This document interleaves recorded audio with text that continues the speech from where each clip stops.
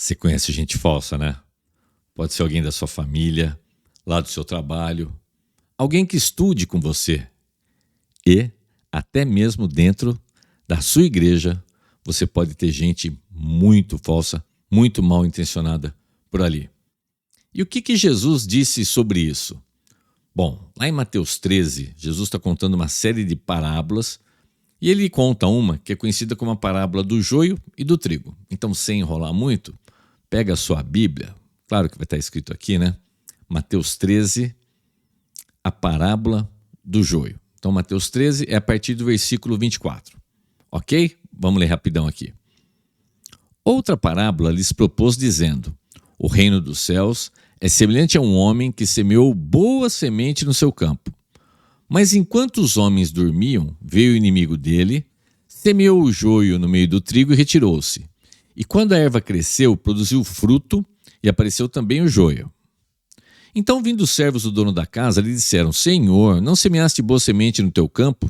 De onde vem, pois, o joio? Ele, porém, lhes respondeu: o inimigo fez isso.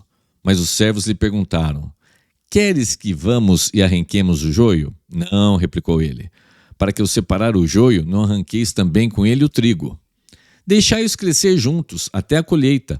E no tempo da colheita direi aos ceifeiros: ajuntai primeiro o joio, atai-o em feixes para ser queimado, mas o trigo recolhei-o no meu celeiro.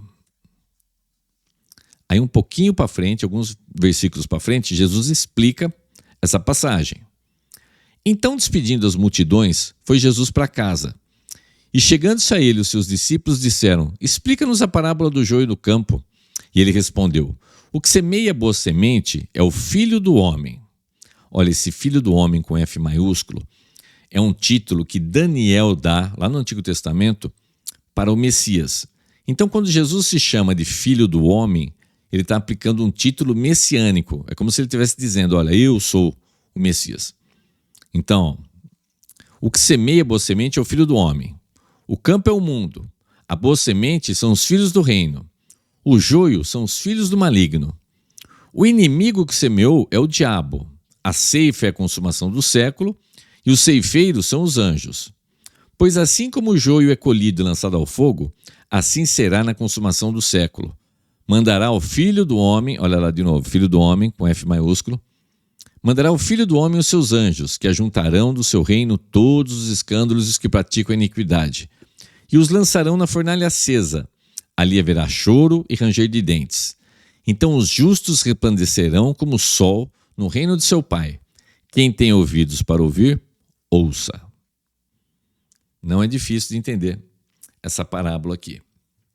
Lá na época de Jesus, era muito comum inimigos praticarem o que hoje seria chamado de bioterrorismo. Você invadia uma plantação sorrateiramente e semeava ali, por exemplo, a plantação de trigo. Você semeava um negócio chamado joio, que é uma erva venenosa, extremamente parecida com o trigo nos primeiros estágios, nos estágios iniciais. Só depois que cresce é que aí você percebe que tem duas coisas ali. Até então é muito difícil de perceber. Isso era um crime tão hediondo, mas por que isso era um crime tão hediondo? Porque a alimentação do povo naquela época, a base era pão. Pão feito com trigo. Então você estragar uma plantação de trigo era uma coisa muito grave. O Império Romano colocou penas seríssimas, gravíssimas, penas severas para quem praticasse esse tipo de crime. Então não era qualquer coisa. Que é o que o diabo faz, não é qualquer coisa. Então ele coloca que o dono da terra, que no caso aqui é Jesus, é Deus, que ele plantou boa semente. O que é a boa semente? Boa semente são os membros da igreja de Cristo. Ah, mas é porque ele pegou boas pessoas? Não. É porque, lembra, você não tem mérito nenhum. Mas quando você se converte, quando você se entrega para Cristo, você é justificado e agora Deus olha para você e não vê, ele olha para mim, ele não vê eu. Ele vê em mim a justiça de Cristo que foi imputada a mim. Então, na igreja, Deus coloca essas pessoas que agora são boas pessoas, são pessoas convertidas. Mas vem o inimigo e semeia o joio. Esses são os filhos do diabo. Então, lá na sua igreja, tem muita gente que foi colocada por Deus, mas também tem gente que foi colocada ali pelo diabo. E tem cara de gente boa, tem cara de convertido, tem cara de filho de Deus, fala amém, canta hino, vai na escola dominical. Você dificilmente conseguiria perceber. E não cabe a nós também querer ficar percebendo. É lá na consumação dos séculos em que vai ser feita a diferença. Então, dentro de uma igreja, você tem filhos de Deus, é o trigo, a boa semente. E você tem os filhos do diabo, o joio. As raízes se entrelaçam. Então, lá na parábola, os funcionários falam: Senhor, não quer que a gente arranque esse joio daí? Ele fala: não, se você for arrancar o joio agora, você corre o risco de arrancar o trigo e estragar a colheita. Isso na igreja também é verdade. Às vezes, se você for severo demais com um membro, se você acusar demais uma pessoa, pesar demais a sua mão, você corre o risco de, ao invés de tirar um joio lá do meio, você está tirando um trigo. Você corre o risco de tirar um trigo e deixar o joio. Então, é como se Jesus dissesse: olha, fica tranquilo, fiquem tranquilos. No seu devido tempo, não, ele explica essa parábola. Ele fala: no seu devido tempo, as coisas vão se acertar. O joio vai ser colhido.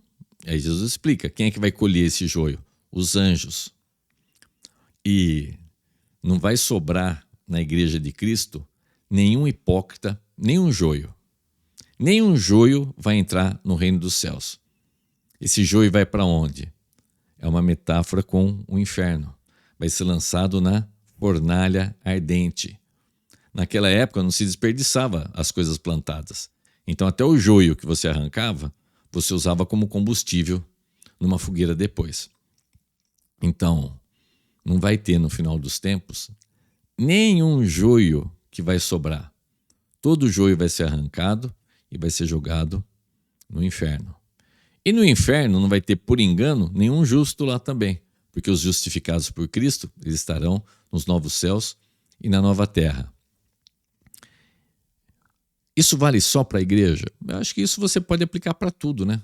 Para todo lado que você olhar, você vai ver pessoas, filhas de Deus, ou filhos de Deus, e você vai ter gente do diabo. E vai ser muito difícil você conseguir discernir entre um e outro. Então, pode ser que tenha um filho do diabo te enganando, pode ser que tenha um filho do diabo me enganando, terrível. Mas, quando Jesus voltar, na sua segunda vinda, não vai ter engano, não. O joio vai para o fogo e os justificados vão gozar da presença eterna de Cristo. Agora, independentemente de quem esteja ao seu lado, você não consegue cuidar da vida dos outros, mas você consegue cuidar da sua. Você já entregou a sua vida para Cristo? Você já fez uma reflexão e enxergou em você o tanto de pecado, o quanto que você ofende, você, eu, todos nós ofendemos a santidade do nosso Deus? Pois está em tempo de você se arrepender dos seus pecados, pedir para Jesus perdoar os seus pecados. Você crê que Ele é Deus, que Ele veio, habitou entre nós, morreu naquela cruz, ressuscitou ao terceiro dia, ficou um tempo entre nós, subiu aos céus e voltará para buscar sua igreja. Se você crê com o seu coração, confessar com a sua boca que Jesus é Filho de Deus, que fez essa obra, você está salvo.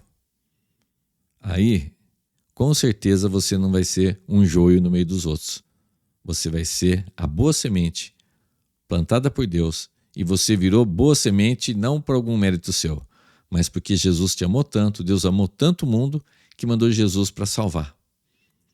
Que você pense nisso, reflita. Deus abençoe poderosamente a sua vida. A gente se vê no próximo vídeo aqui. Não custa nada você curtir, compartilhar, mandar esse vídeo para alguém. No Instagram, eu sou o Prof. Tetel. No TikTok, eu sou Vitamina Bíblica. E no YouTube, eu sou Daniel Tetel. Deus abençoe, tudo de bom. Um grande abraço. Tchau, tchau.